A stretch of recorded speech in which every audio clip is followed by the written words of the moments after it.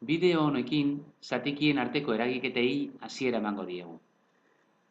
Zatikien arteko batuketak eta kenketak egiteko, zatikiak izendatzaile komunera laburtu beharko ditugu, eta ondoren zenbakitzaileen arteko eragiketak ebatzi. Egin dezagun batuketak eta kenketak dituen ariketa bat. Bieren ken bederatzi hamarren gehi bi hamabosten. Hiru zatiki hauek izendatzaile desberdina daukate. Beraz, lehenik eta behin, izendatzaile komunera laburtu beharko ditugu. Kasu honetan, izendatzaile komuna 30 izango da.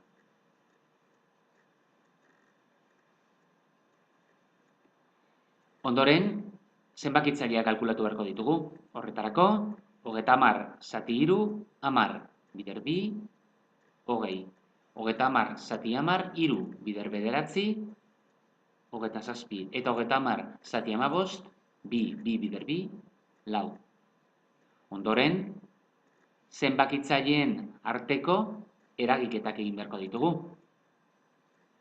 20 ken 27, minus 7, minus 7 gehi 4, minus 3. Eta izendatzailea 30.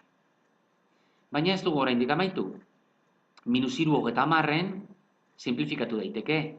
Eta beti zatiki laburtezina bilatu beharko dugu. Kasu honetan, minus 3 30-en simplifikatzeko, zati 3 egingo ditugu bai zenbakitzailea eta baita izendatzailea ere.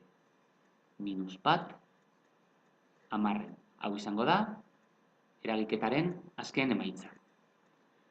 Orain, prozedura ulertu alduzun jakiteko, zure kontura hurrengo ariketa hau.